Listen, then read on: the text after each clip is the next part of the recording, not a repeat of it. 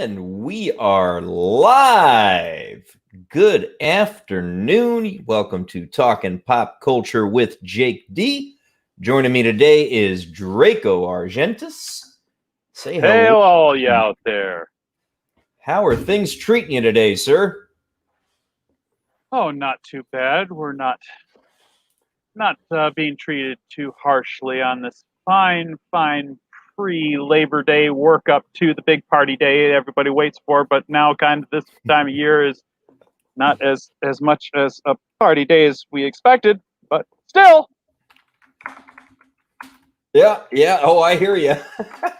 It's gonna be. I was treated to a 4-day weekend myself this week. A company that I work for has given us just sort of 2 out of the blue random company holidays, and they decided to give us one on Friday, which was kind of nice. Here's a holiday for you. You must take it now. Yeah, pretty much. Yeah, they gave us about 10 days notice. It's like, all right, yeah, I guess I'll take the day off. Yeah, just not work that day. Okay. Why not, man? Now, Draco, I just you are having to work today. Did I hear that right earlier? Yes. It was not without volunteering, but yes. At least as long as things stay the same here. I mean, nothing has blown up. Nothing has come crashing down yet. And I'm keeping a watch for it. Don't tell the fate. We will not tempt them. We don't truck with those ladies. They get issues. They have issues. Indeed. Oh man. So I will tell you what, it has been a bit of an interesting week, Draco. I kept finding more and more stuff. It's like, oh man, we got to talk about that. Oh, we got to talk about that. Yeah. Has it really? Really? It's been interesting. How odd? How very odd. You know, one thing that I have been impressed by with all of this lunacy that we are going throughout the world right now is that somehow the news and rumors and doings in pop culture have not slowed down. You're being funny. I'm blown away. We are still getting news and rumors and changes and things coming in, if anything, even at a more rapid pace than we were prior to March 16th. Oh, the man. Engine is starting to turn again creakily. Someone got to get some oil in those pinions. Yeah. So The Boys, for me, The Boys is kind of the number one story for this weekend. Have you had an opportunity to watch it yet, Draco? Yes, I have. The boys are back in town. I'd offer to join in with you, but you really don't want to hear my singing voice, I promise. I am no doomcock. That's all right. Not everyone is. Oh, man, I am highly envious of the fact that he took a copyright strike for an a cappella rendition of a song one time. That's pretty impressive work. It happens more often than you think. But we're not going to go there because I have a very strong opinion on that, and I really don't need to bring that over here to your channel. Fair enough, sir. Fair enough. So give me your initial reaction to The Boys. You've seen the first 3 episodes, I'm guessing? Yes. Now, from my point of view, I am also not... I have not read the original material. I do not know if you have. I have not. We're in the same place. Okay. So let's just put it from anyone who wants to come see it this, where we are starting from, both of us, and you have asked me, but both of us are coming at this from, we're just looking at it as a piece of entertainment without knowing any sort of adaptation from the prior source. Okay. Yes. Now, my point of view on it was, I was very entertained, as much as I have been, from the whole previous first season. I have been a bit worried, as I believe you might even speak to this some more. You were concerned, because I think we were all concerned about certain things said by a creator concerning how this season might be written, how the season might play out. Now, yeah, I actually have that queued up. Let's listen to it real quick. Yes, this is it's a great question. We were really interested in exploring the idea of authority figures get the public really riled up with xenophobia and racism. Ultimately, the most dangerous people are like the white dudes standing next to you. Yeah. Now, at the only thing in that statement, and I think you featured it on your own review, was particularly the tail end of that, where he refers, I mean, that we would be in this position, but he refers to a particular color when he's talking about the guy next to you. Now, that's very contemporary. That's very about, yes, very about that. We had to go there. Yeah. And you know there was a little bit more in the interview as well that wasn't queued up in that quick vid that I played. I mean, he was going on about how, of course, Homelander's a bad father and a few other things. Classic there. One, tick that box. Yeah, he definitely ticked all the woke boxes when he went through this interview. And so I went into viewing these episodes very alert, shall we say, to gun shy, we might also say, at a minimum, and ready to be shot down in a moment because things have been said. But go on. Yeah, I mean, I fully expected to dislike it going into seeing these first 3 episodes, and I was shocked at how much I did enjoy all 3. The second episode was a little bit slow, but I also felt like it was some necessary setup to an extent, so I can certainly forgive that. You're going to have a slow episode or 2 in a 10-episode run. Appropriate, yes. There's not much avoiding it.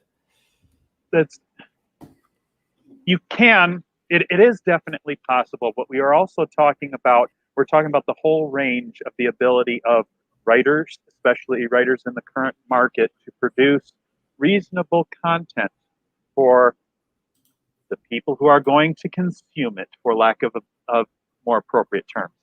So we go up there, all we want is the entertainment. And the thing is that there's been so much preachiness lately. You bring up that excellent point. Why would I not expect to be preached to? Why would I not expect one of the absolute minimum weak current, whether it's political or intersectional, any one of these things that are talking about ticking all those boxes. But in this particular case, I'm willing to say that maybe we, at least in this case, has someone who is willing to tell these stories from the point of view of the messages are going to be in there, but I'd rather tell the story first. And even better, which was one of the best things when I watched that first episode, is when they introduce our new Stormfront character, who is, as I understand it, a transfer from male to female. But that is what I have heard as well. The thing is that you introduce her. I mean, I don't know when this was written. I don't know when it was put together, when it was acted and assembled. But to make this particular character, not only to give certain aspects of her hairstyle that certain contemporary bent, but also to make the person from Portland and proud of it. I mean, it's too much. Too much. And that one, I mean, that genuinely, because that's topical and it's today, it might not age well, but it makes me laugh so much. Oh, yeah. I mean, I saw that, and then that night, a guy in Portland caught himself on fire with his own Molotov cocktail. It was It was rather timely. Turns it right back on its ear. And here we have we've got a highlight for Lord Thoth, who brings up how preferred. I'm kind of benting on he, and I do not know. So they they preferred Stormfront male in the comic, and it changes the whole dynamic, and that is absolutely possible. Now we're getting introduced to it. We're getting introduced to the character from the point of view of this medium. That's one thing about this. This is an adaptation. It's not necessarily better or worse, but if you've seen the original material, it's going to color it. And absolutely. Thank you very much for that. Bringing up Portland. How could you not see that? And she's so proud and happy about it. And it's like, oh my word. It was, I think it may have added additional context and perception to her character that enhanced it even to an extent, right? I mean, this was in the can before Portland started burning. I mean, it definitely was. This thing was done. It was printed. It was ready to rock before, all the unrest that's been going on. And it was, to me, a little bit, I said it before, timely, right? That sort of, actually. Yes. It kind of gets added to the background of her character, because there is not a soul who watched that did not think about those things when we heard she's from Portland. I mean, you can even take that further. I don't know how far do we want to get? Do we want to just keep this on the one? Do we want to talk about all three? Yeah, let's go through all three. Why not? I'm assuming anybody watching has seen them or doesn't care about if we get into some spoilers at this point. Okay, so we're going to say we are going to have some spoilers, so we're going to say that now, put that up front. Try not to go further than having said it.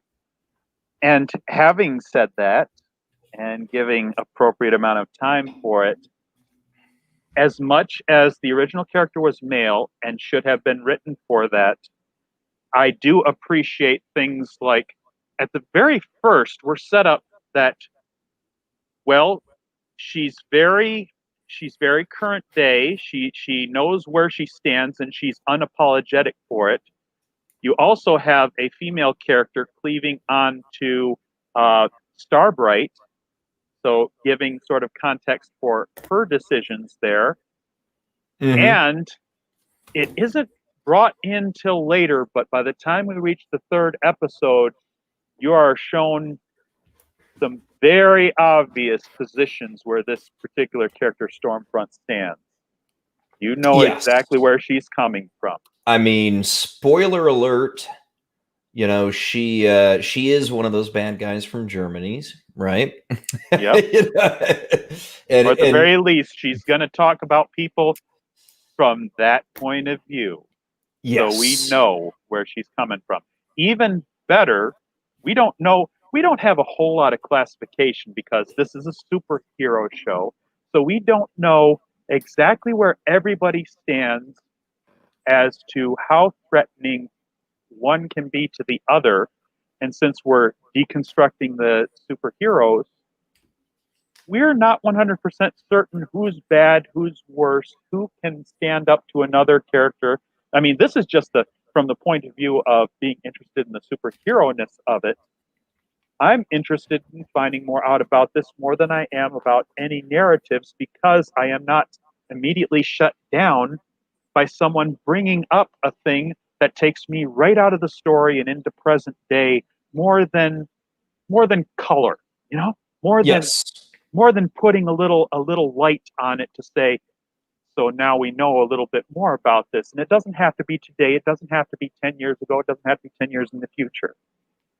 We can do this and speak about it. Go ahead. One of the things that, so far at least, and I'm going to keep saying so far, because of that Kripke interview, I'm still on edge because of a lot of the things he said in that interview. Do not trust. I do not trust him right now. If we get through the end of the season and I'm still feeling the same way I am today, I will publicly offer him a mea culpa. You heard it here. It's going to be on my channel. I absolutely will give him a mea culpa if he earns it, but he's got to earn it at this point. Absolutely. So far, the story has been good. The story has been solid, and the story has been of number one importance, which is absolutely critical. If the story is not the most important thing, then you lose me. I am more than willing to watch any piece of entertainment, particularly within my favorite area, which of course is genre, whether you're talking superheroes, sci-fi, sci-fantasy, classic fantasy, whatever you want to. I mean, that type of stuff, it's always been my favorite entertainment. And if you give me a good story, I don't care what your message is. And so far, so good. I thought, again, to my great surprise, the not only has it not been woke, it's been a parody of woke, which blew me away. I mean, this guy's taking shots at everybody so far, and I love it. You've hit on the other point. Okay, so we're bringing up the woke concept. We're almost technically we're kind of checking those boxes. But the thing is that we're also putting a fairer light on these things. Okay, so you bring up this stuff, but the thing is that you have to test everything against a sort of reality that you're building around it. I mean, there you go. In the first episode, here's some more spoilers for you. This is perfect. You've got the character who we can follow from your review and refer to her as Kathleen Kennedy. You've got the secondary. You got Madeline Secondary, who has been nominated by Homelander to take over her position. And you understand it's just from the point of view of, I just want someone there that I can control. But this person has got it in her head at the start that she's going to help and she's going to do the right things and she's going to make this stuff and she's going to go for inclusion because that's what the company wants to see. That's what people want to see. We know that we've got all these focus groups and things that are talking about it, and they really want to see this stuff. And she introduces him to her selected character, Blind Spot, a functionally blind superhero. I mean, he was Daredevil. He's Daredevil. He's Daredevil. Daredevil. He is functionally blind, but he's doing all these things. He's showing off his skills. He's jumping through an obstacle course and rolling around on mats, and he's throwing poles and stabbing these dummies and showing off his skills. And Homelander is, he looks like he's evaluating him and very nonplussed. And KK is talking him up and talking about how they want inclusion, and if we can get someone to take over for Deep, who might be female, might be a person of color, might be a female person of color, even better. Fingers crossed. She was so Homelander? Kathleen Kennedy to me. Oh my God. Oh, it was Kathy. It was so Kathy. But here's the thing: is that now then Homelander he asked the question. So you're blind, and he's and what if I do this? And he boxes the guy's ears in superhero terms. Oh yes, basically making him deaf as well, which presumably makes him useless. There you go.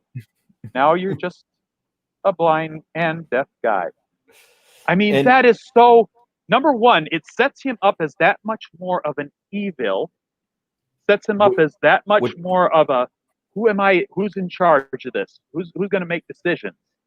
And I am completely okay with Homelander, evil, main villain. I mean, that's the setup. I mean, there's other antagonists, of course, but at least thus far, we've certainly been set up that Homelander is the most dangerous. he's the one we got to Superman. worry about more than anything. He's Superman, yes. Superman, and Superman is not. I mean, we're being put in that position now. How is he defeatable? How is what can be done against him? And he's still out there. He's still on the side of Vought, and now you've got elements within Vought. You now see we are getting hard on the inner workings. We are getting deep into the function of it, and I mean, I really do.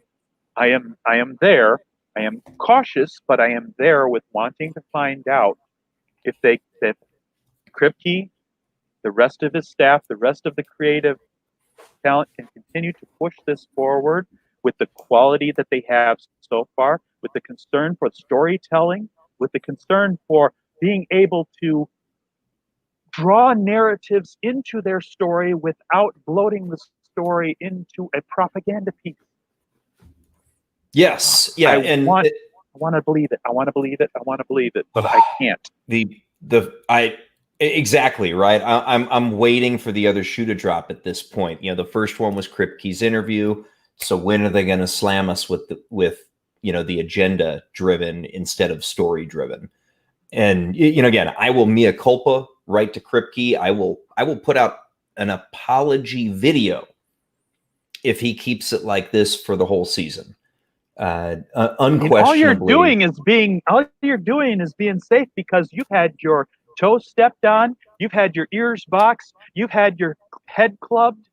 We all have in fandom, in genre. Yes. And we just want good stuff. And so far, not regardless, except for a few cases where they have, like Thoth has said, they are making a few changes that are going to upset adaptation. But yes, if they go forward, making a good thing, I mean, like you could not adapt it differently. You could not put her there without giving her an important role, and that's why I brought up the whole thing with Starlight. Now, I do not know how that plays out in the comic book, but it definitely gives you different dynamics. Maybe not better, hopefully not worse. Yes, and it's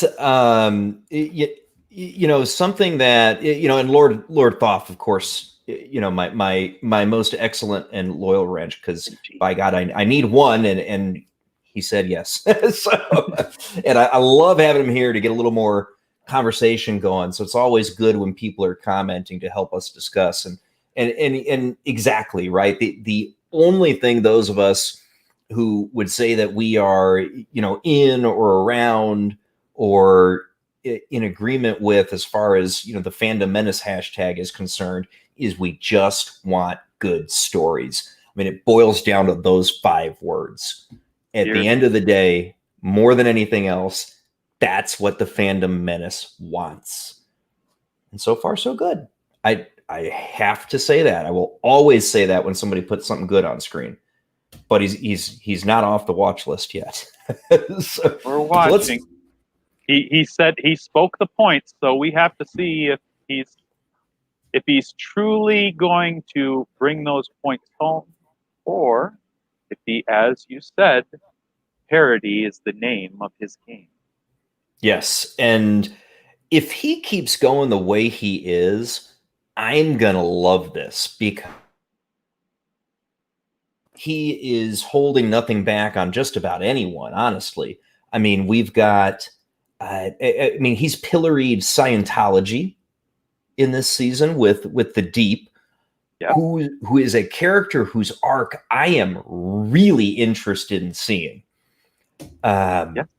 What, they have him, it's a little abrupt and rushed to an extent, but it kind of has to be for the purposes of the show, so I can forgive it. It's the nature of the anthology. Go ahead. Yeah, so him, we see him hit rock bottom. He gets bailed out of jail by, this new sort of smooth talking, like really, I don't even know quite how to describe Eagle Archer. He describes himself as being in the Deep's position at one time. Yes. He gives them the little story. He gives them the little story about his darkest moment, and he sort of brings him in and introduces him to our little religious social worker. Yes. Was her name Kathy? I Am I remembering wanted right? to. I cannot verify that. We'd have to look that up. But the thing is that she fits so perfectly. There's nothing as yet. There's nothing as yet diabolical, but that's the perfect thing.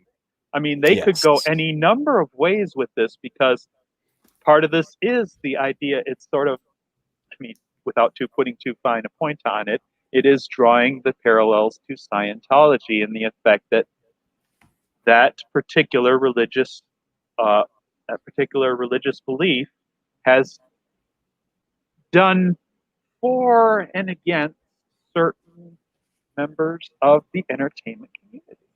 It's definitely, and it goes back to one of the general premises of what The Boys is to begin with, at least in terms of the superheroes themselves, is what happens when they behave like celebrities, which, in many ways, I think what we're seeing here out of The Boys is probably the closest to what real life might be like if there were indeed superpowered beings out there. In today's world, I think that this celebrity status is not wrong in terms of how it might play out. And so bringing in Scientology into the Vought superheroes is, I mean, that's great. I love it.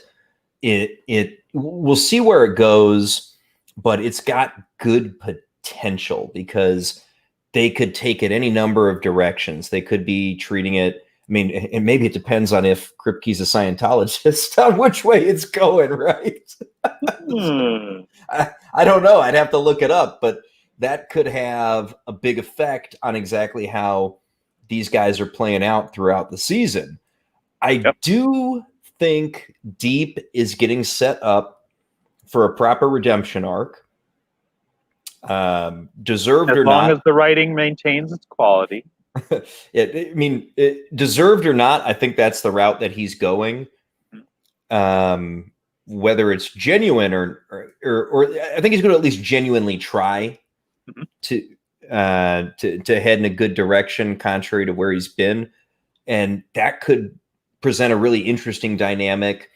It might even be a good thing if they kill him at the end of the season. Honestly, especially if he goes through a redemption arc, I think it would be great if they killed him off. Maybe he dies saving Starlight or something. That'd be, that could be a nice way to bring him full circle. Or is made a sacrificial lamb by the Seven. Absolutely, another possibility that could work well. Because we twist him back around to an actual redeemed hero, and then immediately after that, this feels kind of The Boys to, okay, we've brought him back, we've raised him up, and now he's dead. Yeah. Yeah. They could make a lot of effective stories out of killing him towards the end of the season. Maybe like in episode 9 or something like that might be a good time to do it. We'll see how it plays out. I mean, from listening to some of our friends who were familiar with the comic material, and I believe Lord Thoth seems to be familiar with the underlying source material based on some of his comments. We're hearing that they've already kind of tread a bit far from the base material storyline. So, maybe we do, maybe we don't look to the base material to try to determine where Deep's going. If they've already started to stray a fair bit, it may be worthless to even look at it to try to figure out what he's up to. But there's a lot of history at this point. Yes. And, there's a lot of cool stories that they could create by killing Deep off at the end of the season, which, we'll see where it goes, but I kind of hope they do. It could make good story. Yes. The only difference is that, I mean, you bring that up, that it might not, if we've strayed so far from the original material, then the idea could be I mean, you don't want this to happen either, is to waste the adaptation, waste the original material in a reversioning in the adaptation, because then you'll just make people who thought it was done better in the original, it will sour them. And you don't want to go too far from it. I'm with you on that.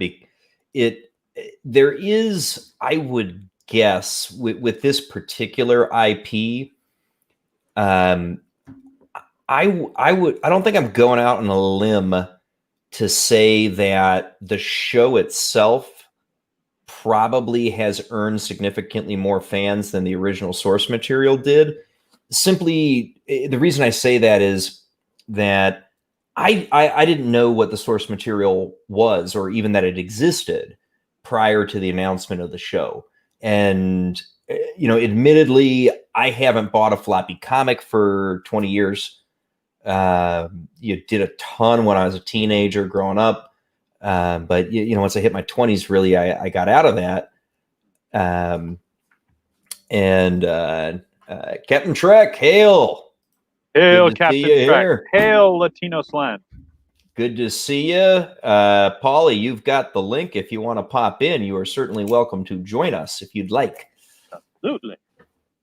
But, so we're, so knowing that, I don't think that, and keep in mind, the original creators are helping write the series, right? I mean, Derek's in there. He's doing the work on, with Kripke on plotting the story for where they're going. So I wonder if, given the small audience of the source material, that maybe they're not terribly worried about following it super closely, because there's going to be more show fans than there are comic fans on this one.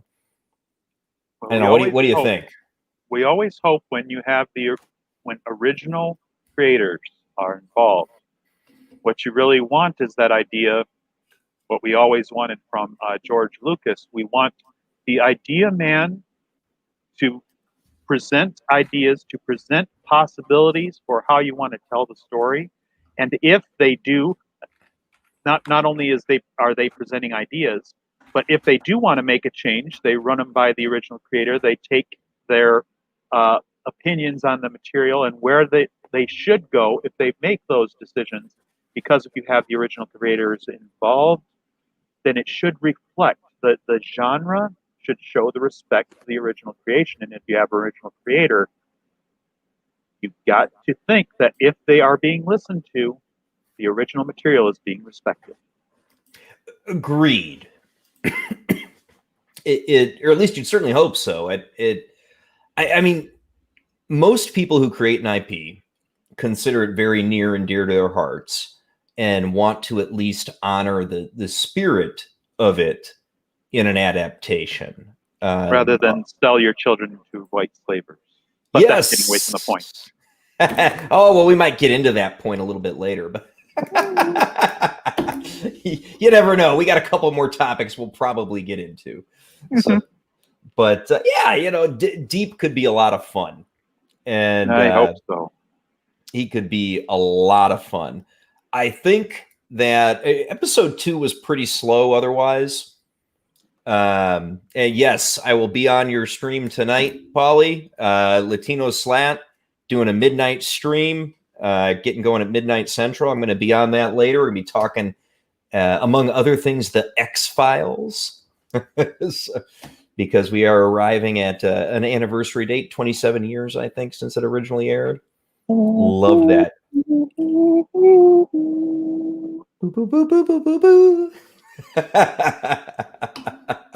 Loved that show growing up, man. It was one of my favorite shows when I was a younger man. But they couldn't kill it until they started changing it significantly. I didn't mind the 2 rebooted seasons that they did with Mulder and Scully. They still felt like X-Files to me, even if it was, the geriatric files. It still felt X-Files. The heart was still there. Well, I was falling out of it when they started to change things for the 9th and 10th season, and I mean, that had a lot to do with David Duchovny wanted to go out and spread his wings and do whatever else he wanted to do. And I don't know how much that might have changed Chris Carter's idea for where he wanted to go with the series. Not Well, to mention, he did get to bring the T-1000 in, which was cool. yeah. Well, it did allow him to do more than just stare meaningfully into a camera looking all fierce and destructive. But it brought him in. It brought in some other concepts. I don't know how many people feel about his partner in the 9th and 10th season, who I didn't watch enough of it to be able to, but I don't remember if she had something special about her. You know, at the time when those aired live, that was kind of when I checked out of the series, and then I came back in for kind of when Mulder rolled back, I came back in. Yeah, when Mulder came back, we hey, look, it's Mulder. Maybe I should sit and watch it. Yeah. I tuned back in when Mulder came back. It wasn't the same without, it wasn't the X-Files without Mulder. I mean, period. So, but back to the original topic though, what did you think about the behind the scenes marketing blitz with the girls get it done in episode 2, which was probably the coolest scene in the entire episode, other than Patton Oswalt talking through deep skills, I suppose.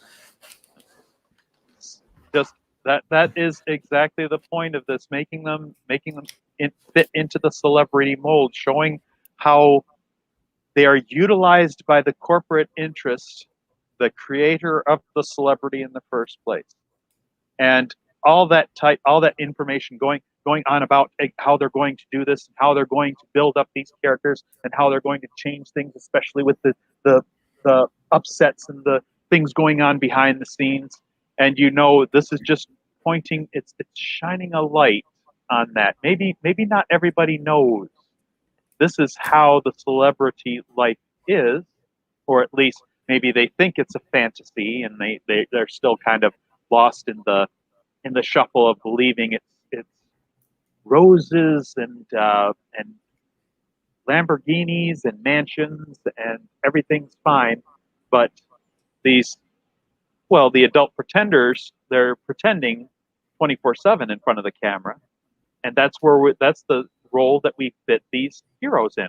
Yes, they are being heroes, but they're also doing these production roles, and they're also doing these junkets, and they're also doing all these other things, not to mention that they're still human beings, and they're thinking about it. I mean, from the point of view, we got the sub-thread with Starlight doing what she and her boyfriend always wanted to do, which was shining the light on this, what is essentially the pharmaceutical company that is putting all these heroes out there, and expertly told to us by Giancarlo Esposito. I like him in this series, in his role there is the CEO of Vought. He's either the CEO or he is sitting top of the council that leads the company. So on some level, chief executive probably, but he has also been able to keep his distance. And now with these problems being brought up, now he is having to direct things. Well, he's having to direct things. Yes. And more importantly, I mean, Esposito, the man, the guy. I mean, is there any bad dialogue that he cannot shine up into just gold? I mean, every role I've seen this guy play, even from the best to the worst of the stuff that you get in The Mandalorian, I don't know how you care for it, but seeing him play the Moth in that and just chew that scene up, and you believe him, even if it's not the best dialogue, and you remember him. I mean, I can't I go right back to Breaking Bad and remembering him from that. He was just excellent in that. There's a little bit of that in this character here, so it's not so much a stretch for him, but he's just such an excellent actor, rolling Yes. that information out there, giving you the attitude, putting your mind in a place where you see the guy and you believe this is the CEO of the company. This is a man who doesn't take shit from his employees, not even the guy who could fire lasers into his brain. Seeing that battle of wills between Edgar and Homelander was great. One thing that I love about Esposito is anytime that guy is on the camera, he commands your respect and your attention. He brings a gravitas to every scene that he's in that, despite this show having a lot of good actors in it, nobody matches him. There's nobody on the show, with the maybe exception of Carl Urban. He raises the bar. Yes. He raises the bar. That's what a good actor does. Good actor, I'm using my regular terms. When I use good people, that can often mean excellent. He is such a solid presence. He is such a masterful. You look at his eyes, you look at his stance, the way he's holding himself. He can be in a full just a full headshot. And the thing is that you see his body language from how he's holding his neck, how he's configuring his face, how he's addressing the actor that he is acting to. You don't necessarily feel the acting because you believe it. And give this guy work. Give this guy scenes. You want him working for you. Hire the man. I want him in everything. I really do. This guy's amazing. And he is woefully underused. Myself, I never got into Breaking Bad, so I wasn't familiar with him from that. The first thing I remember seeing him in was The Mandalorian as Moff Gideon. And this dude, he is a force on screen. I mean, I'm trying to think, I'm trying to think of who else has that kind of presence, and like names like Charles Dance. De Niro, Dance. Yeah, those types of people come to mind. Ian McKellen. Sure. Yeah, absolutely. Classical actors. Yes. I mean, I would include him in the camp of classical actors, and one of the most recent to grace our screens and to really get in our hearts as an excellent portrayal actor. Absolutely. I can't say it enough. I want to see him in everything. The dude is just good. End of story. I love him. I really hope he's got a bigger role. The other one that I'm very curious, I suspect she's going to be very important, particularly as the season rolls to a close, and probably more so in season 3, is Congresswoman Newman, who I have decided I will call Tulsi Gabbard from now on. I didn't see that until you brought it up. Thank you very much. Ladies and gentlemen, this guy saw that, and I was like, yeah. There is no way that's not intentional. Not a chance. It's a bit part, but this is, that is contextual. That is and I appreciate that. You brought that up, and I appreciate that context. That fits so much. This is another case of wrapping, of taking a checkbox, not caring about the narrative, caring about the story, and just putting this, this is an excellent little bit part that gives us an opportunity to, how do they put it? They make it relevant. They make it relevant to today or something like that. And like I mentioned with the other bit before about making Stormfront from Portland, it might be very contextual for today. But the fact that they're telling these stories today, We don't know how it will age. In context, it would age great because it's being told so well. But the thing is that also gives you such it is actually placing those story bits Yes. in well told manner. It is Yeah. it is making you it is doing them in such a way that you believe more. Yes. And they've put Tulsi in just a couple of scenes now, and I get this impression. I really think she's going to have some significant importance, because I don't think you drip that in so randomly and haphazardly. I think putting her in there, even if she's not going to be terribly important in season 2, I really do expect to see her take some kind of active role next season, in season 3. Yes. Bringing her in the way she is and having her provide the message that she is, across the platforms. We'll get to see her, I think it was in episode 2 and episode 3, or maybe it was 1 and 3. But having her drip those things in, you can tell she's going to get behind some kind of government push related to what the hell to do about Compound V. I mean, you know it. Yes. Well, part of that is that, okay, you've started telling the story. The closure on the story is showing her and showing her opinions on this, showing her acting on it. That's the lamppost, the classical storytelling. You're going to hang that lamp out there, and you're going to say, this is like showing the gun in Act 1. It's going to be used by Act 3 or whatever, something like that.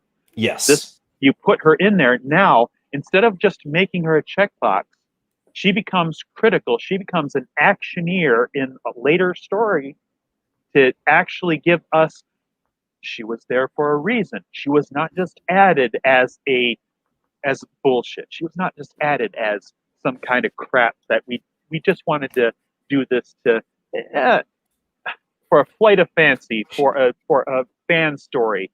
Yes. It's meaningful in the long run, and that would be wonderful, because it does, like I said, doesn't just give contemporary context. Yeah, I mean, it actually lends the story.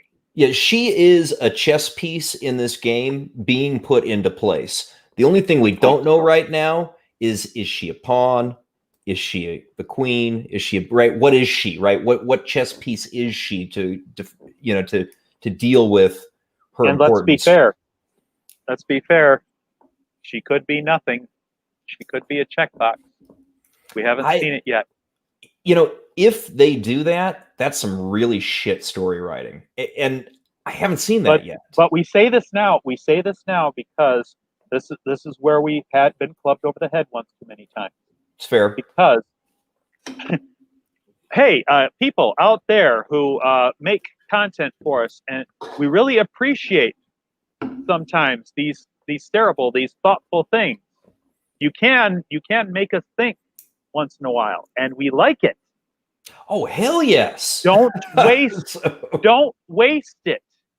Don't waste it. You're doing so well right now. Exactly.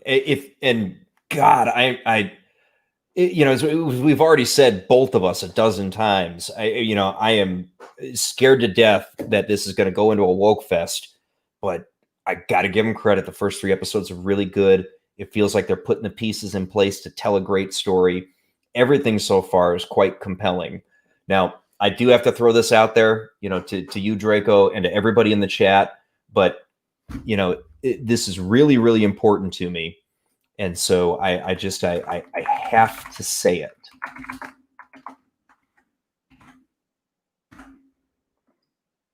Justice for Lucy. Justice for Lucy! She was just helping the deep out. She was a hero in her own right. Lucy. Rest in peace, Lucy. That scene was great. I mean, that was run. I mean, yes, this is an action piece. Yes, this is a spoiler, but I mean, that's perfect. The guys, they're on the boat. They've got our insider one of these days I'm going to get the young girl who they've got with them, who has been treated with the compound V. We find out that her brother has been snuck in to be a terrorist in the United States. And what's more is that once they finally meet, the brother and the sister are at ideological odds with one another. And they're trying to bridge the gap. Yes. They do make an effort to bridge the gap between the two of them. But the thing is that not only do you have that, but in the course of the story, not only do we finally bring a point on Stormfront's character by what she does, not only do we bring a point on our, oh, this is killing me. I bet Lord Thoth remembers the name of the girl, or at least the any myriad names that have been given Kimiko. to her. Kimiko. Yeah. Because Kimiko is going to be just as important, especially because of the events in episode 3. Because it might have been going slow in episode 2, but once you have the sister meets the brother, the sister is trying to protect the brother is trying to convince the sister that she's wrong, the brother wants to protect the sister. Mm-hmm. In the end, not only does the brother get an opportunity to do what he wanted, but he still stands apart as what he is planning to do forward. But then he is rounded up. And I think Kimiko has a mission that is more clear-cut than ever before now. Oh, that's definitely going to drive some motivation for her. And, perfect segue into discussing the where this, our big reveal in episode 3, right? So, we've had Stormfront kind of up until this point. If you didn't know about her background in the source material, I knew about it from listening to some of the other Fandom Menace channels like Nerdrotic and, a few of the others. They had talked about the fact that, it was a gender flipped, actual bad guy from Germany. So it wasn't a shock to me, but I still loved the reveal and how they did it in episode 3. And when she's going after Kimiko's brother, and it sure was Lord Thoth. Oh gosh, I didn't even notice that till you said that. You're right, it is. But so Stormfront. That's where I've seen her before. Yeah. Thank you, Lord Thoth. Yeah, so Stormfront is going after. I don't know why I forgot about Suicide Squad. I really, really don't. Please. Oh, come on! It was the greatest movie ever made. Before we talk about the climax of episode 3, that actually brings me back to another thought that happened towards the beginning of episode 3.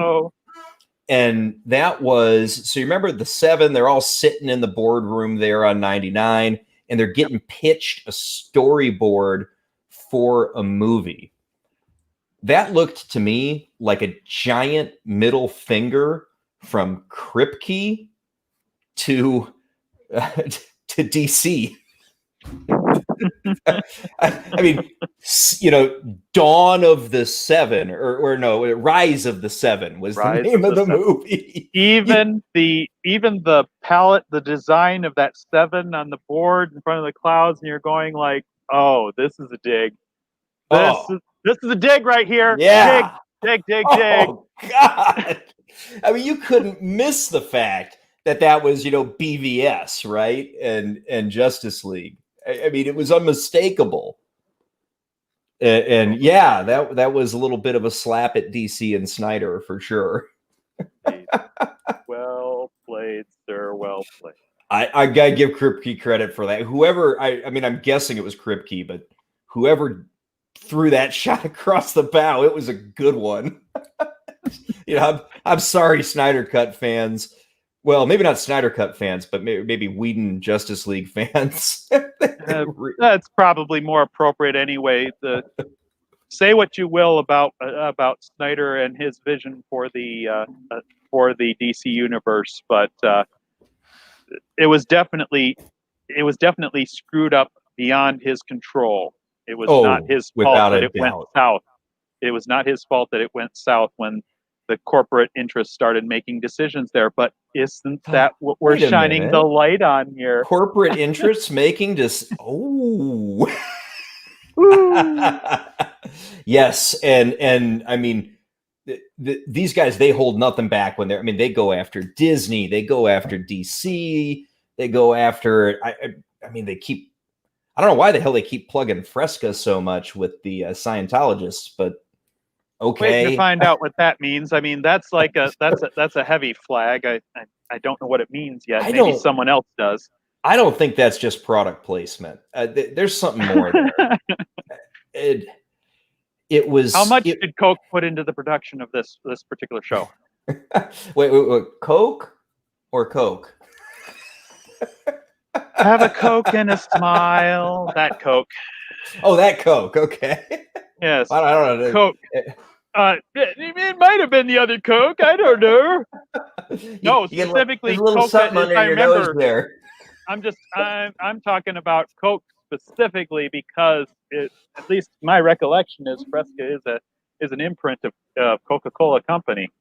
Yeah, I'd have to look. I don't know if Fresca is one of theirs. I didn't think that it was, but hell, I could be wrong. But yeah, this Fresca plugs are. It feels like there's something more there. It doesn't feel like just a product plug, but I guess we'll see. Well, here's a product plug for you. Fresca is a grapefruit flavored citrus soft drink created by the Coca-Cola Company. Well, all right. Borrowing from the word fresca from Spanish. That is definitely still an imprint of the Coca-Cola Company. John asked an interesting question in the chat. Is it a Jim Jones reference? I mean, I don't know. I mean, that was always the Kool-Aid as opposed to the Fresca, but maybe they're using an analog. I don't know. Could be. So, it could be. Know. It's a reach around, but that would be curious. It's certainly a possibility if you want to do that. I don't know why. Make up something. Yeah, I mean, they definitely. I don't know if Coke would care. I think Coke might actually care if they become the new Kool-Aid. If one of their imprints becomes the new Kool-Aid. But it's a thought. I mean, they do portray those guys as a hell of a cult, so I guess you never know.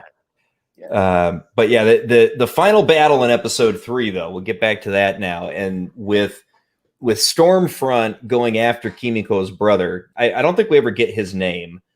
But he simply the terrorist. That's at least referring to her as the female, as Lord Thoth brought up. I refer to him as the terrorist. But yes, yeah, and so he's as long as he can use his hands, he's got some pretty intense telekinesis, and he really was trapped strong by the use of his hands, and they use that against him. That's well thought out. He has to use his hands. But then Stormfront gets a little Neanderthal on it. Yeah, she did. Which I didn't realize Stormfront had super strength as well. Of course, part of what we don't know. We don't know you don't know how the Pantheon plays out. What are their absolute powers? Who is bulletproof? Who has the ability to recover from wounds and things like that? This is still all open unless you've got it from original material. Apparently, though, Starlight is mostly bulletproof. That's been said, so that's that new information. Her. That was new. I had no idea that was in her power set from season 1. So we get the snap of the wrist, so he can't use his powers anymore, and then Homegirl just brutally murders him, and in front of the sister. And then, of course, drops the racial slur right after she's busted up a low-rent tenement filled with other racial minorities. So this woman is bad. And even knowing it was coming, it was still impressive and cool to watch because they did a good job with it. More than bad, she's definitely siding with the people from the bad people from Germany in the past. So. Yes, she is an absolute ist, and there's no doubt And about what's it. even more, I mean, it's even to the story point that this is brought up, and then she is lauded as the hero. And now you set up, not only did we have Homelander be our tantamount hero supervillain from the first season, but now He Stormfront has a is foil. set against him. And Yes. she is absolutely, you see from the end there that she is absolutely fine with, yep, you come at me, boy. Yeah. Yeah, there was definitely some come at me, bro. No doubt about it. Ooh. I mean, I mean, we're lauding this. We, ladies and gentlemen, who's ever in the chat, who's ever listening, we have not been paid by these people. We're just so appreciative of getting a interesting, well told, with a little gore story that keeps us interested, doesn't preach at us, and just makes us. We're talking about it like geeks because this is what geeks do. What if they did this? What if they did that? Oh, I don't think they could do that. And it's like this is all we've been wanting Yes, for exactly. ages. We are practically in nerdgasm because all we want is this stuff that we can appreciate, we can get into, and that we can get behind, even if it's got its flaws. Yeah, it's not going to be perfect, but I mean, so far so good. I mean, holy shit, we're But theorizing. We're trying to guess this what's is the going to quality happen. of it. This is the quality of it that we can actually do this. Even while we're waiting for the other shoe to drop, we're still going. I hope it's. We're still putting in the whatever. What are our theories? What are the possibilities? What would we want to happen? What wouldn't we want to happen? I mean, Yeah, this is peak excellent. This is where we want to live. we're talking story. I mean, what could they do with the story? What would be good? What would be bad? What do we hope to see? This is great. One of the things that I've got to draw a comparison to, because it was the other big, very recent superhero show that we saw go to a streaming service, and that's the Umbrella Academy season 2.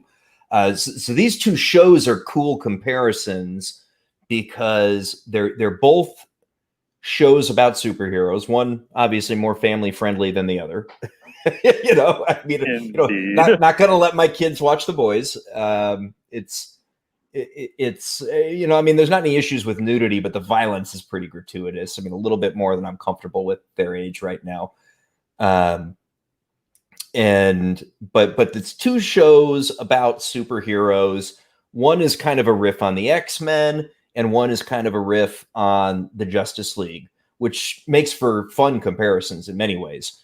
And what I am absolutely loving about what we're seeing from The Boys as compared to what we saw from the Umbrella Academy is the use of the powers. One of the things I said in my review of the Umbrella Academy that I wished they had done more of and that they needed to do more of was to really let us see these people use their superpowers. Because one of the cool things about watching superheroes is watching them use the superpowers. And The Boys does not disappoint on that. It, from the very first episode, in some way, shape, or form, we get treated to displays of the power. And whether you're talking about learning what Stormfront can do and seeing it in action, whether it's evolutions of what we get out of Starlight, A-Train starting to physically break down with he's got, continued heart problems based on his continued use of compound V. And yes, yeah, absolutely, Lord Thoth. That's right where my head was. So you see A-Train starting to have heart problems because of using compound V. I mean, he's basically shown as almost like an addict, right, to the substance. And you get different opportunities to view what all these superheroes can do. There's a really neat scene with I forget the with Gecko, who was an old acquaintance of Starlight from when she was a kid when they were at Capes for Jesus, which is, I mean, that's a whole interesting idea in itself. But Gecko, in order to make money, because he's not a powerful enough soup to get one of the Vought gigs, he lets people hack his limbs off to because they grow back. So people pay him. He lets them, he lets them hack his limbs off. Makes for some good blackmail for Starlight to get the compound V. But we get to experience what these people can do, which is so cool. It was the big thing to me that was missing from Umbrella Academy, and we're just getting it all over the place here in The Boys, which is great. I mean, I'm just a big fan of getting to see those powers in action. I'm really looking forward to seeing more of what Stormfront can do. To Lord Thoth's point, electrokinesis, flight, invulnerability, superhuman strength. We've gotten to see glimpses of 2 of those 4 powers so far. And in the preview for, like next episodes that we got to see, for what's coming down the pike in the season, or maybe it was from the big trailer. I remember watching it though. We do get to see, her flight, and we get to see examples of the invulnerability. And so it's going to be a lot of fun. Again, not being familiar with the source material, I would sure as hell love to see a knockdown drag out between Stormfront and Homelander. That'd be one hell of a fight. So I don't know, Draco, what do you think about the way that we get to see everybody's powers throughout this season? What do I think? Well, I just appreciated being able their portrayals, the effects and things, and they don't have to always show certain things, and they keep it pretty tight, so you don't think, well, if they're doing this, or at least the way that I've seen it, is that we're probably doing a little bit of less is more. I mean, generally, you don't see a whole lot of fantastic feats. You see like the before, and then you see the aftermath. Mm-hmm. And they do other things like, I mean, some of the particularly grisly stuff is just basic, the use of superpowers against human beings. The very first opener in the first season, seeing A-Train turn his girlfriend into a cloud of red mist. Yeah. That, I mean, just the idea that, number one, that you have superpowers at all. Now you got super strength. It's pretty basic. You have any number of ways that they show that, and it makes perfect sense. You've got the laser eyes. You've got the lightning bolts from the hands. You've got a bunch of basic effects. I mean, just the terrorist, the brother doing his tricks with doing the telekinesis from his hands. That I mean, taking a set and tearing it down in an appropriate way. And yes, his sister behaving like the Beast, and or the Wolverine, I suppose, is another applicable term. That she just tears people apart, and she's got the strength to do it. I mean, all of it is just. I'm not blown out by the stuff they're doing. I'm not like expecting too much, and maybe it's for me.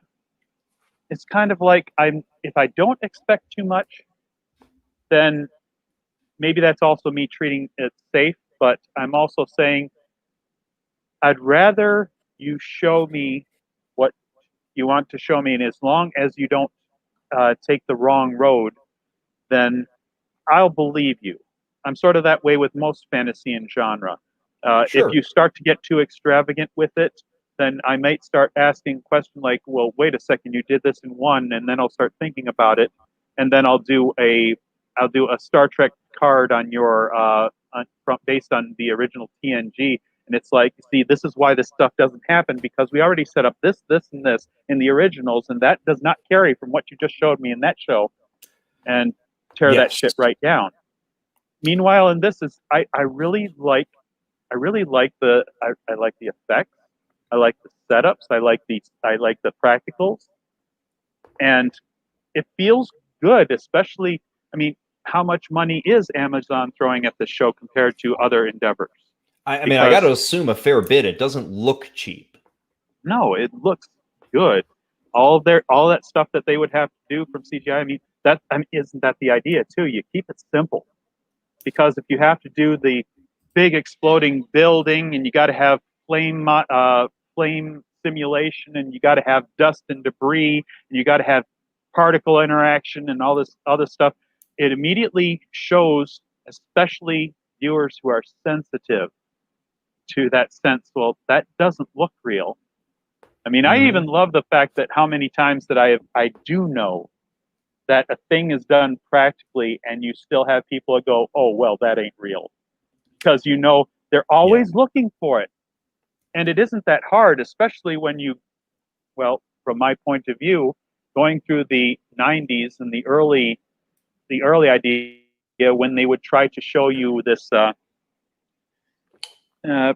pixelated, textured, shaded thing that didn't fit in the scene with the other characters, and you were expected to suspend disbelief for this.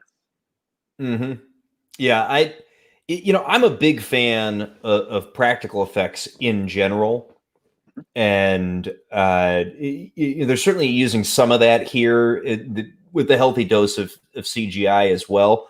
But at least watching now, I grant I have not put this on my really big screen, but on the platforms that I'm watching it on, which are certainly bigger than a cell phone or a tablet, the effects look pretty seamless and smooth and good.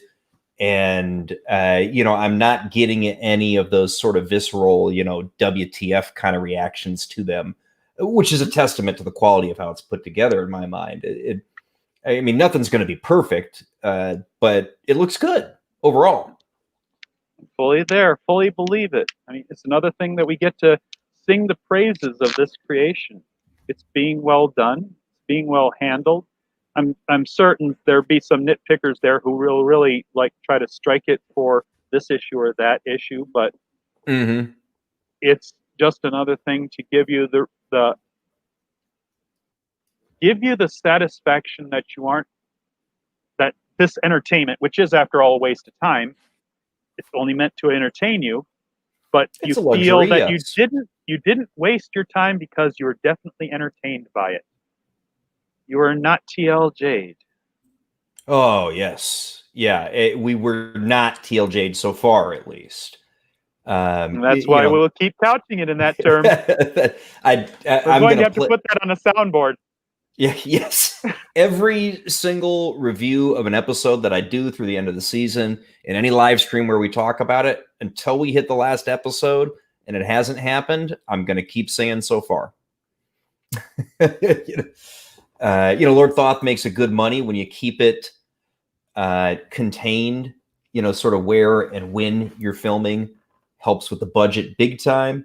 You don't end up with a 60-day night shoot for the longest episode of television you can't see ever. And, and are you not? I am entertained. I am entertained so far. You are entertained? Very well. Yes. They've seen what makes us cheer now, Draco. Indeed. I think we've sung these phrases for plenty of time. Absolutely, man. So I guess in terms that might be used in a very short bit. So far, maybe it deserves something. I mean, I would give the first 3 episodes a solid 8.5. That's where I'd be at. I mean, a solid 8.5. I'm very entertained. I'm really looking forward to what's coming next. And it's a good production. I mean, I might even be inching towards a 9. It's good. That's fair. Definitely be toward the positive end myself. Yeah. I don't honestly have.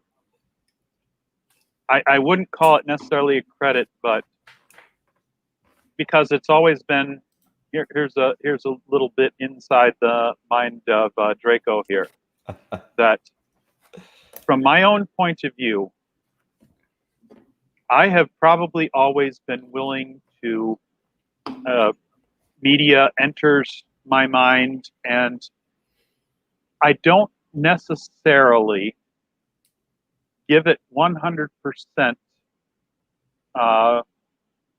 Give it 100% fact as it's filling into my head, because I'm so willing to, if something that I watch isn't necessarily as good, and I still let it in, and I let the idea of it pass inside, that I'm fully willing to, in my head, write a better script than the show. That I'm willing to say that, that wasn't that great. I mean, this was almost directly, or it's referential for me to refer to as how I saw, at the age that I saw it, how I saw the prequels.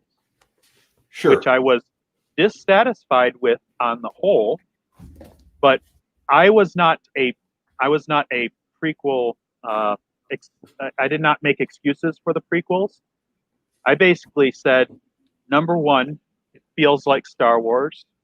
Number two, I can understand a lot of reasons why George did and said the things that he did and why he did it. And I also have unfortunately come to know even more about, this is the reason why he made some of those decisions. But in my mind, I have in my head a head canon that is a better version, that Hayden Christensen really pulled off the acting, and the lines were not some cringy thing going on. So I will do that in my head. But when I watch this show, if I go back critically and say, so how did that make it into your head? And I'm thinking, it kind of got there as it is. The amount of things that you could improve about it, I don't care that much about. I think they made an excellent product. I think they made an excellent show. I think that I was interested in it. The slow parts weren't so slow that I didn't want to watch it. Agreed. The assembly of it fit everything that I expect, especially the baseline set up by the first series. And like I said, that's one thing that it always comes back to, that people like Lord Thoth could give us a more critical eye, because you see the original and you compare the two and you say, well, this did this better than this. Yeah, I'm very tempted to go back, and I believe you showed us earlier that you got the Umbrella Academy. Oh, that was Umbrella Academy that you'd gotten. Okay, yeah. I'd like to go back and get, if there is like a graphic novel version where it compiles everything. I would love. There are some collected versions of those. You can find them. If you can't support your local comic store, if you can't find someone selling them online, they are definitely going on Amazon. Some of the issues are harder to find. But sure. I was looking into that myself. Yeah, because it's, I really want to go back and check out if there are trades. I would love to get them, because that would be really cool. And you want to see Gary's cameo. Well, of course you got to see Gary's cameo. I mean, we're all friends of Nerdrotic here, right? I'm just saying. Yeah, and Lord Thoth, that's exactly what I would expect. And good for the people who own them that are trying to sell them right now and getting their dimes for it. For real, I would fully expect the originals to be going for a lot more than they used to, because anytime you get, an original like that produced into a TV show, again, to Thoth's point about getting to see a show he never thought he'd see, Oh my God, am I just like saying your name horribly wrong, Lord Thoth? So if I am, I'm so sorry. Oh dear. Oh God, now I feel like I must be because he said who, and then he laughed. You know? I don't know. I think I'm saying the name similar to yours, Lord Thought. Oh gosh, I yeah, have to but be deliberate if I want to say it like they think Egyptians speak. oh, here we go. Look at this. He has dropped a link. Oh, Gary. I mean, I'm guessing everybody watching this stream probably is familiar with Gary Beekler from Nerdrotic, but he, of course, is a friend of many of us. I know that Thoth is certainly well aware who he is because we were on a member stream with him earlier. But in case anybody else on the stream is not, he's another channel here on YouTube whom we are all many of us are big fans of as well. And if you don't subscribe to him, I strongly recommend that you do because he's got a great channel. Lots of fun stuff. The Nerdrotic. Oh, and he's a big help to smaller channels like this. Is more than willing to do shout outs. I'm actually working with him on maybe arranging a little special guest appearance in a few weeks, maybe. So just I'll keep my fingers crossed. So, we'll see how that shakes out, but keep tuned. That'll be a lot of fun. I'm looking forward to that. So the boys omnibuses are on sale right now. What I should do with that is I do have a local comic shop, and I should roll over to the local shop and see if they've got it before grabbing it off Amazon. Absolutely. One way or the other right now, those little local shops of any type, right? I mean, comics, restaurants, whatever it is, if you can patronize them, anybody, I would strongly recommend that you do, because those people are your neighbors and they are hurting more than anyone else over what's happened throughout the world and in the US over the past 7 months. And, if you can support a local shop like that, please do. Yeah, that's it. And this is a good suggestion from Lord Thoth. Wait until we finish season 2 before reading through it. That's good advice. I would tend to agree with him. Because wrap up this season, then read the source material and have fun with it, right? And what's cool about this show, Draco, is I mean, as both you and I have mentioned, we didn't really know about this IP before they created the show, and it's generated interest in me to go look at the source material. And I hope that's true for a wide range of folks, because it's as much as I, hate to see what's happening to a lot of the comic industry right now. If we,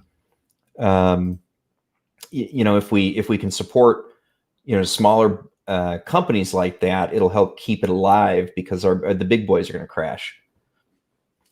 Try to help our neighbors out as well. Yes. As being able to enjoy the genre that we have been interested in for so long. Absolutely. And comics, even if you're not a big comic collector, comics are the heart of a lot of these genre stories that a lot of us love. It's the comics and the books where a lot of it came from. And seeing it on screen is pretty cool. Yes. Thoth, I am glad to see that at least the shop could sell hockey paraphernalia to survive. Because the last thing you want to see is a shop like that close down. For real. It's people, their whole lives are in those kind of shops, and you don't get into that business to become a millionaire. You get into it because you love it. And absolutely. So it's if you're so inclined, support those people because they deserve it, at least by trying to keep their doors open and keeping us entertained. So all right, man, I had a couple other things sort of on the docket beyond just the boys. We actually talked about that a lot longer than I thought we would. We like the boys. Holy shit. 3 episodes.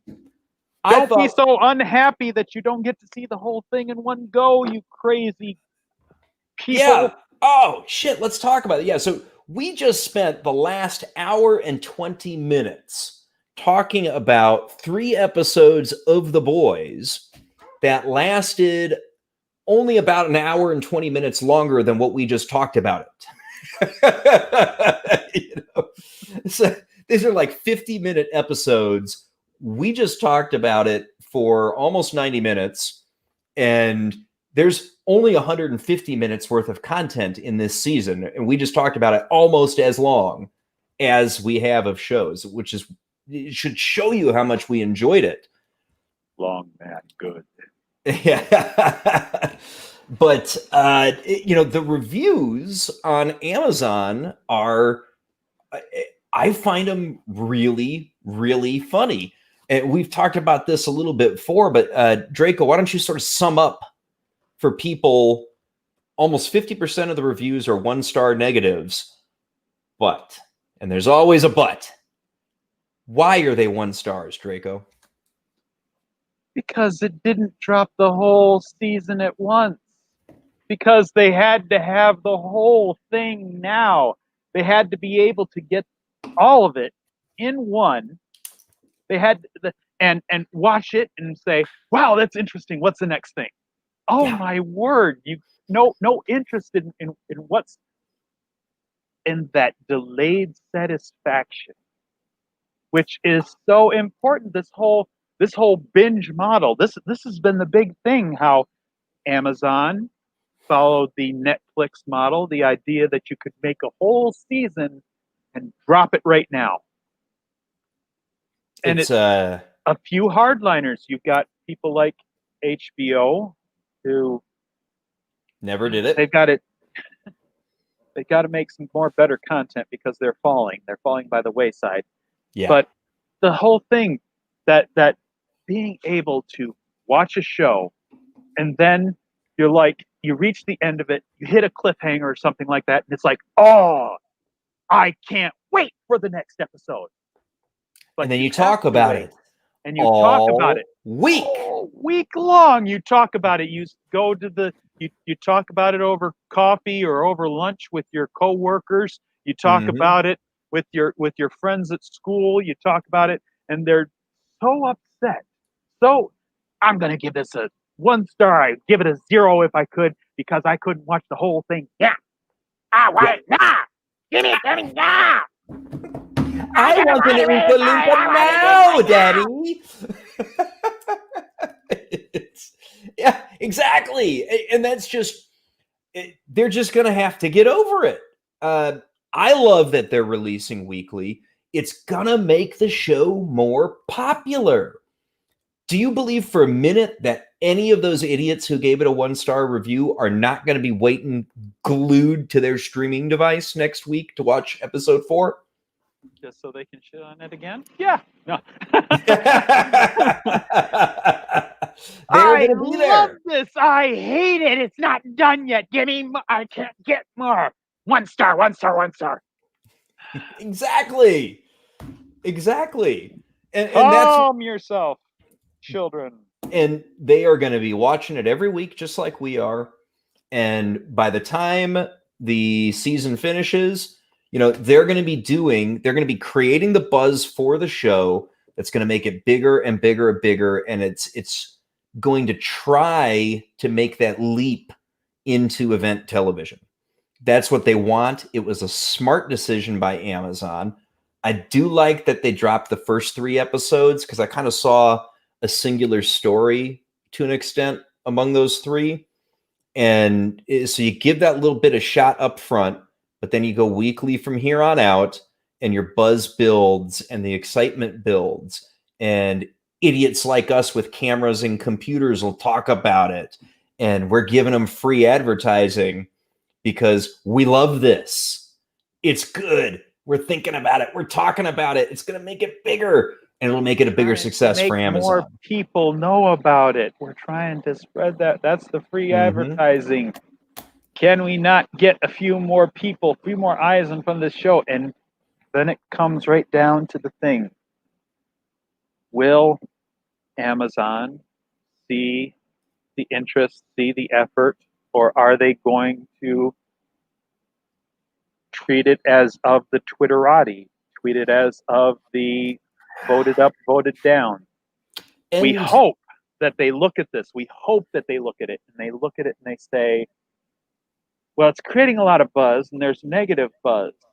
But as opposed to looking at all the buzz and it's just good if people are talking about it, what about the people who are being driven to it? I mean, if they've got any ability in their streaming service to find out just how much interest that they are generating and just how much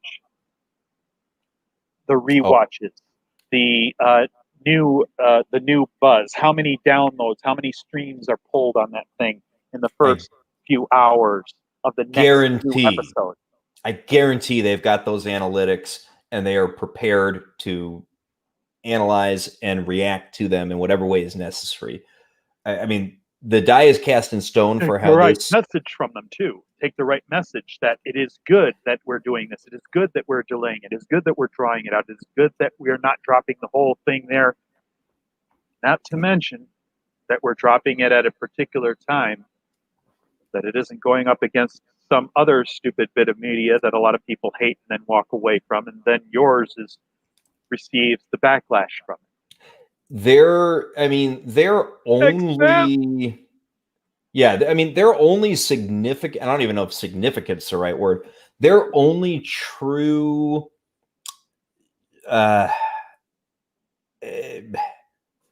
even in the same ballpark genre show coming on right now, that'll be coming on soon, that'll be any significant. I mean, I even hesitate to call it competition, but STD releasing here in a couple 3 weeks, right? And good old Star Trek Discovery, and they're dropping season 1 in a weekly fashion onto CBS broadcast, and about a month from now, season 3 got hit shots. Yeah, see, yeah.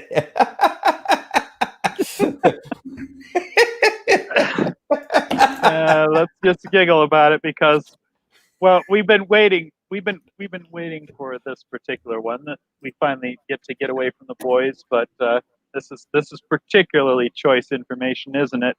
Finding out that CBS has finally come around to putting the entirety of the first season of Star Trek Discovery on network broadcast access TV, where they have ratings. Public and ratings.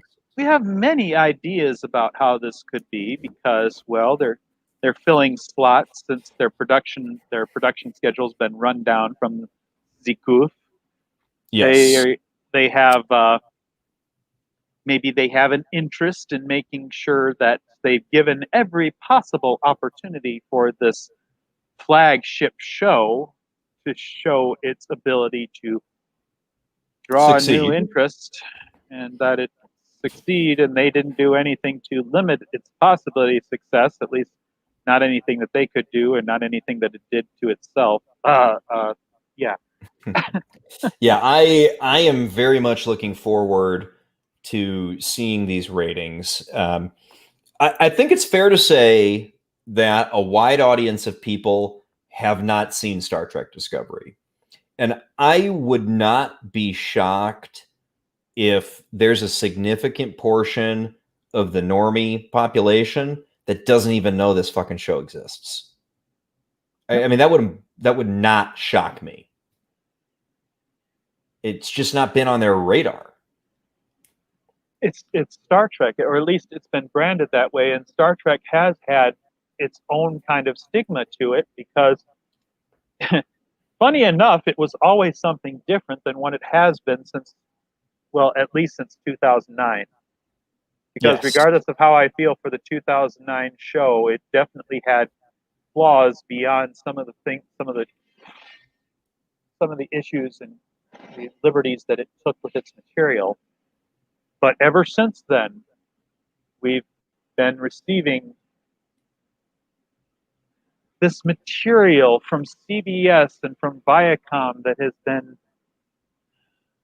Well, it hasn't been Trek, and I don't think No. everybody who they wanted to know that, well, this is good. This is something you want. They've been trying to sell this.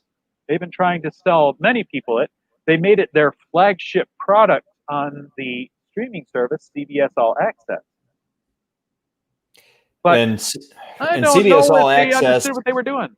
is Go ahead. not doing. CBS All Access is not doing well. Based on what I understand of how they report subscribers, they still call me a subscriber. I haven't paid them. How long have you been? How long have you not been? Let's see. I think I finally got around to remembering to stop paying them in March. To be honest, I hate to admit it, but Well, you had time. You had That's true. time. You got around. You got that great big round thing. It's got TUIT on it. You got your round to it. Yes. So Yeah, you interestingly, said, I got to take care of some business. And look, I don't need this anymore. This piece of shit network. Yeah, the coof made me remember to finally cancel my streaming subscription. Thank goodness, save that money. Most people are signing up for them, and I'm looking for new. I'm looking for new stuff. What is this? Oh, this does not look good. We'll cancel that right now. Yeah, and I mean, one thing I will give CBS credit for is they did keep to a weekly release cadence, and they stayed with the appointment television mindset. And I despite the fact that the shows sucked, at least they were smart about how they released them. I'll give them that all day long. No question about it. But I don't know what they were thinking, even attempting to develop the damn platform to begin with. They should have signed some sort of exclusive channel deal with Amazon where they get a cut of the revenue for the channel signups and just drop their shit on there. Then they don't have to develop anything. You save a crap load of money and you still get to put your exclusive shit in there. Well, you did say the word when you referred to it, the platform that is Star Trek IP. It is a platform and not a universe, a genre, storytelling medium. It's a platform, and this is the thing that's come into light recently. A few weeks ago, that we know this has always been to Kurtzman, regardless of what he sold this product to CBS for. For him, it has been a platform. Yes, it has. Day one. So you were never really interested in it. So, well, some of it has been entertaining to certain people. Some of it has been divisive. Some of it has told many things. Almost none of it was Star Trek in any term that you could actually apply the definition, the defining nature of calling a thing Star Trek. What that was once is not what this is. There's nothing about this show that's Star Trek. Except a few names and places. It drives me absolutely insane that Kurtzman had the sack to put that title on this show. It's one of the reasons why I try to refer to it as nothing but STD, because that's what it is. But hallelujah. I take exception. Before you go on, put a pin in that hallelujah. Wait. Do you think this gives herpes a bad name? No, it very well may. But saying that Kurtzman had the sack, I take exception to that. I don't think the man has enough equipment down there to consider himself eligible for the term that we might share between us. But beyond that point, it wasn't sack at all. It was that idea that he was given this jewel. I mean, even from the point of view of Star Trek has always been, it has been a pariah in the past to care about Star Trek, to be interested in it, but it has been a jewel. It has been a thing of beauty, a thing that has created marvelous theater, a thing that has created significant entertainment in so many different ways and versions from so many different creators who cared at one time for the material. That would be appropriate, I Now, think, Lord partially. Thoth, he doesn't deserve that title either, Maybe because not. at least snowflakes are beautiful and can make beautiful things sometimes. Oh, that's true. No, I wouldn't want I'm to. not I going wouldn't to want to give besmirch him that. the dignity included in the name Snowflake, because there's no beauty in what Kurtzman puts together. None whatsoever. To take that hidden jewel that Star Trek once was, and to crack it, break it into pieces, epoxy it back together, I wouldn't even apply say he's used liberally, epoxy. apply It's more liberally. like baling wire and string. Maybe a little Well, he probably gum. tried that at first, and there's a bunch of that in there, and it's all added to the majesty of it. Just look at it. Look at it. And did all these things, rolled it around in a chicken coop, got it all nice and shat upon, and trolled it out. Had a few dozen horses piss on it, and that trotted it out for people, and put a bunch of glitter on it since it all sticks to it. Now it's nice and slimy. And I think they got the cow pies on there before the glitter, right? Possibly. I mean, while they were rolling it out for the horses to piss on it, I think that might have been part of it. But all the glitter and the shininess and the things like that, and then putting great big huge floodlights on it, so all the glitter like sparkles in your face, and you can't really look at it, but still smells like shit. But it's got a hell of a lot of lens flares coming off of it. Well, those are helped out by the glitter. It really makes the lens flares really pop when you've got the glitter on there.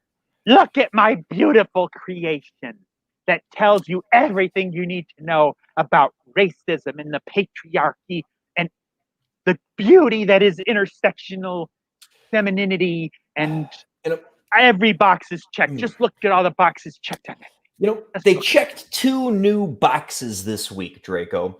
They came out and they made a big, huge announcement that they got 2 really important new characters for STD Season 3. And by God, they're non-binary and transgender, and that's the first time in Star Trek history that they've ever dealt with that. And you know what? I couldn't help but thinking, well, fuck you, Kurtzman and STD, because that is bullshit. That is not the first time that Star Trek has dealt with those things, and they dealt with them goddamn directly.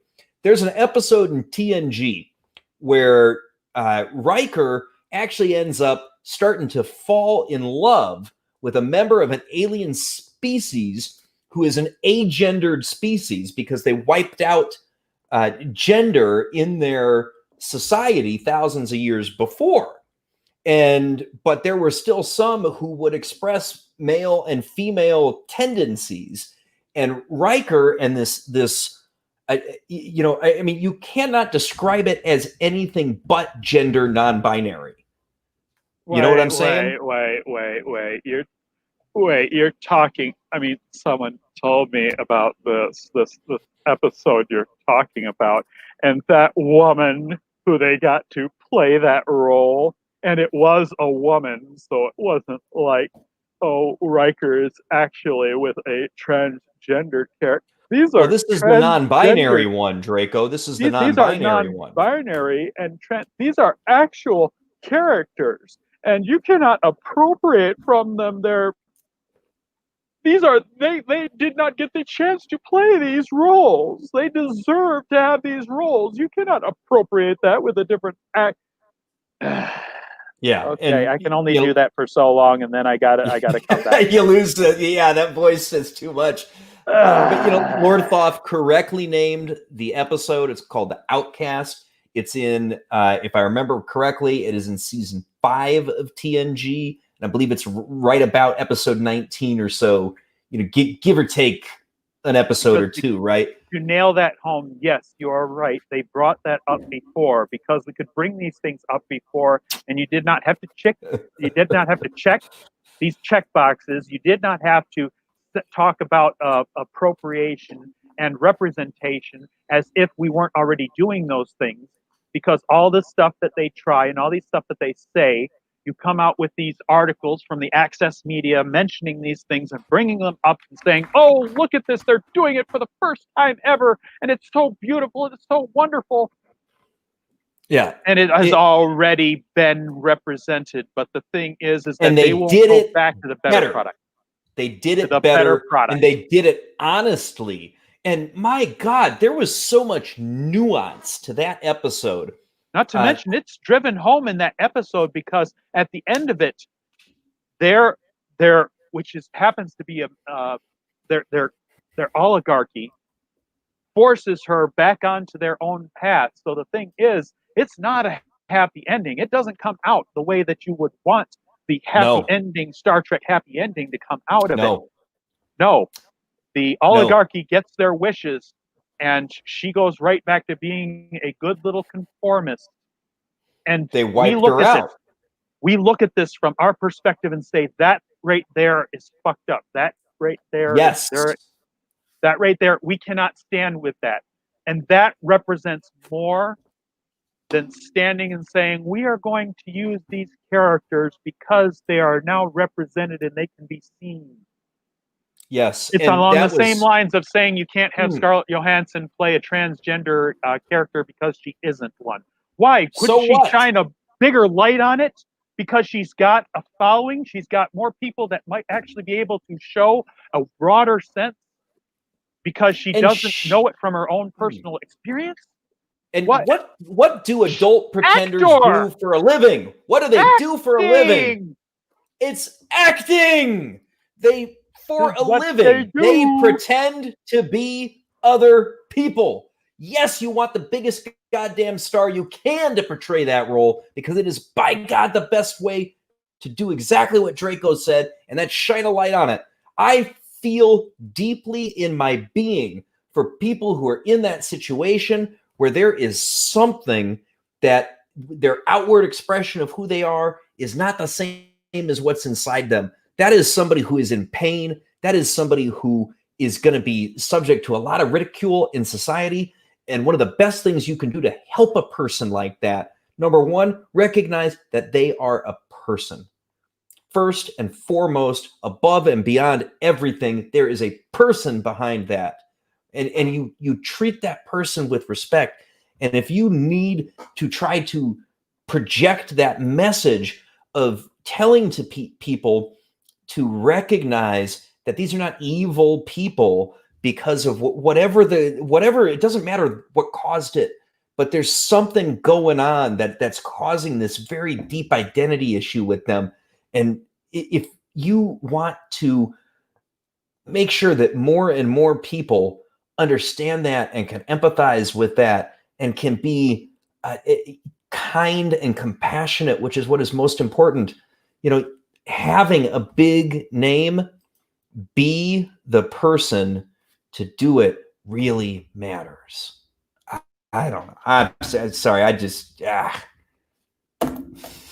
The stuff has been done. There's so many of these things, so many of these ideas. They want to virtue signal and they want to state on these first that they're talking about. And yep. The thing is that they aren't first to the race. They're usually not 10th or 12th or 50th. But the thing is that it's part of the personalized narrative, that they're going to do something to change about this. This is where they've been on, and at least as far as the idea of the political landscape and how that has affected all of our media and all of our appreciation of this thing, that they were going to put out things there that would not only preach, they would be referential because we are moving in this direction. And that right side of history, we have been moving so far, so fast toward a better future.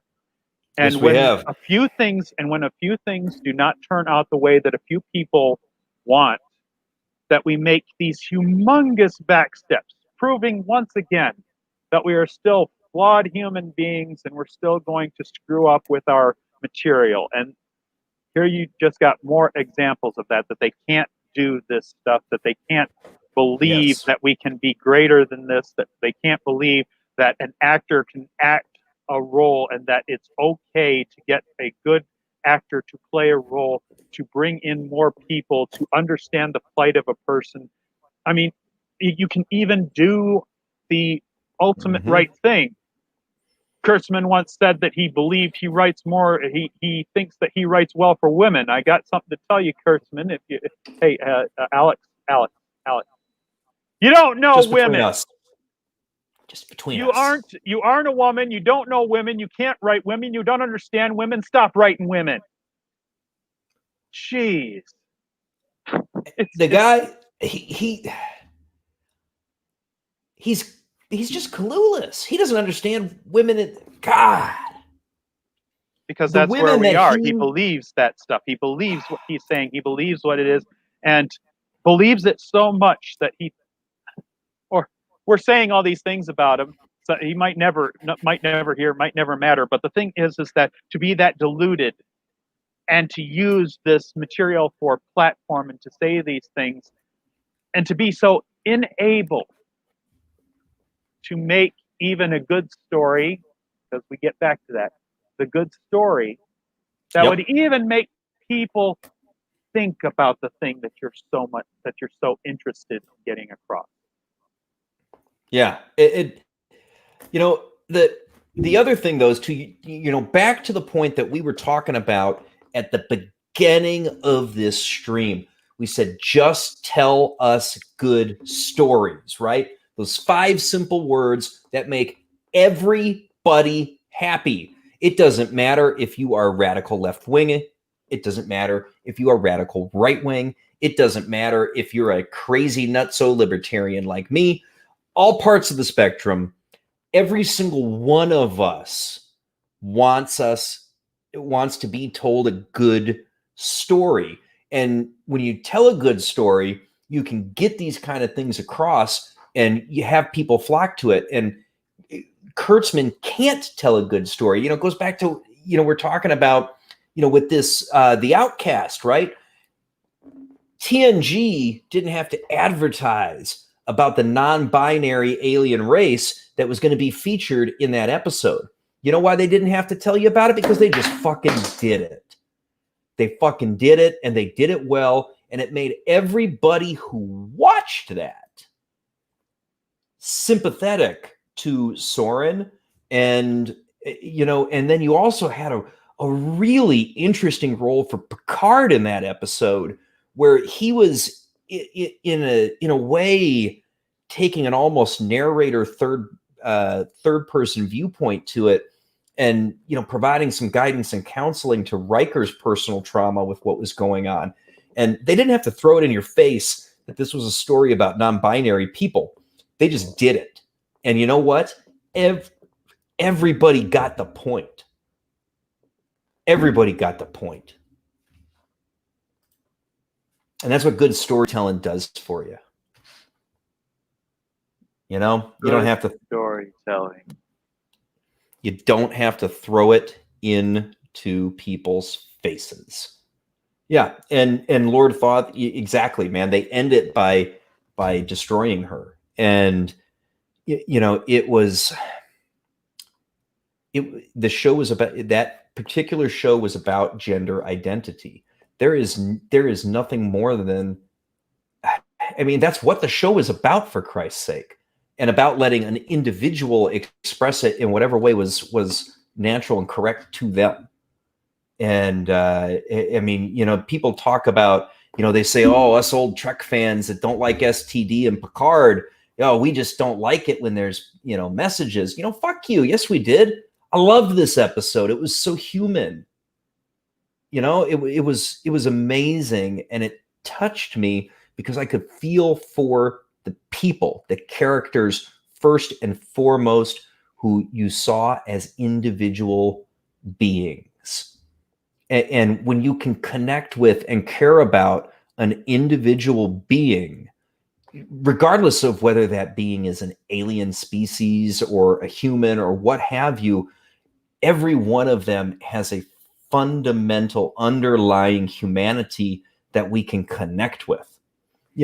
Umbrella Academy, the character that I connected with almost the most was Allison. Why did I connect with her? Because she's separated from her child. I live 3 states away from my children most of the time, and I get to see them far too infrequently. And so I connected with her so strongly because she was experiencing something that I experienced. She's a Black woman movie star. Okay, I'm exactly. How could you connect with her? She's female. How could you connect with her? How could you connect with her? She's Black. Why would you possibly have a connection with her? That you couldn't find something in a character that you cleave to, that you're interested in, that you care about. These people do not see it. They see it as a 1-to-1 ratio, and when they can't get the 1-to-1 ratio, they are apologetic for their own inadequacy in representing it, but not in anyone else's.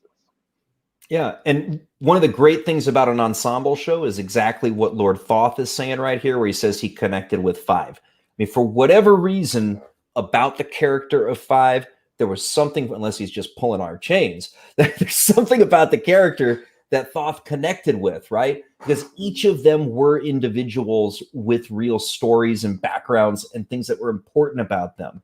And that's how an audience connects to a show, and stop being an identity and start being a person.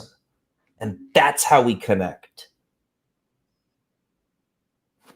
I don't know. Maybe I'm fucking crazy. You'd think you were in today's climate. Obviously, that's what they probably prefer, that you give up, believe you're crazy, go away, and we'll just make we'll just add more onto our platform. After all, we got all of the access media yelling about how happy they are that we're doing this for the first time ever. There you go, man. All right. Well, we are rolling up on 2 hours here, Draco, and we are getting dangerously close to the start of the Inquisition. Yeah. Well, when Gary will be there, when he's good and ready.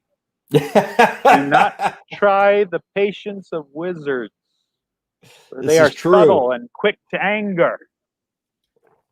Yeah, exactly, Lord Thoth. It's a great story when you see pieces of yourself on the screen. And anybody who is enjoying, I think particularly in a long-running TV show, there's a connection to somebody, and you feel that.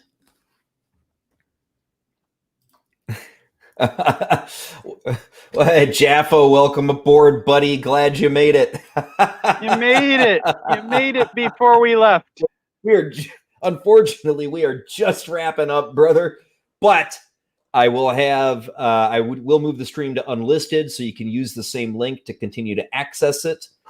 And I will also re-upload it in video form, probably sometime this evening. But Draco, as we're wrapping up, any final words? I mean, Christ, we only talked about like 2 out of like 5 topics I had tallied up. But oh, I guess we broke it then. We were supposed to do far more. Well, guys,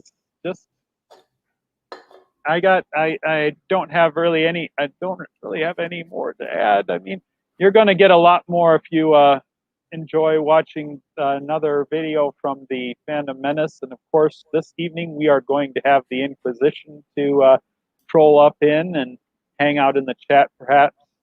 I suspect they'll be chatting boys a little bit tonight. I have a feeling. I expect it. Not to mention, we'll definitely have some of those. We got a nice critical tongue on that one from Gary. He'll be able to know exactly where we might be deviating more than is comfortable, or if they really did hit the mark the way we seem to appreciate it.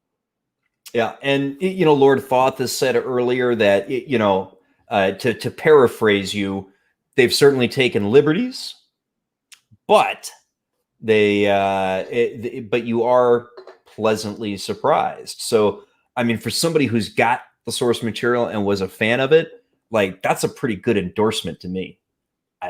I'm sure he takes issue with more things than you and I do, Draco. But if he can still say he's pleasantly surprised, I mean, all right. I think we're all generally in agreement that we've got a pretty good show. Absolutely. All righty. So, if by God, we are 2 hours in and we have maintained, for a channel with 50 subs, 10 viewers for almost the entire stream. I got to tell you, that is really, really awesome. It has been very cool having everybody in here. Lord Thoth, the wrench for the channel, thank you so much for being here and listening and participating. And for those of you who maybe weren't as active in the chat, don't be shy. We love having the comments to interact with, because doing that is a big part of what makes the show. It's not just Draco and I and any other folks who join us for these streams that make the show happen, but it's that interaction with y'all that really makes it good and fun. And particularly if we've got a question, y'all can answer it. I mean, that helps a hell of a lot instead of us having to Google it. So, Geek out with us. Why don't you? There you go. Hell yes. Well, thank you everybody very, very much for your time today. And we will see you again very, very soon. And I hope that you all have a wonderful evening. We'll catch you in the chat in the Inquisition, I hope. Good night.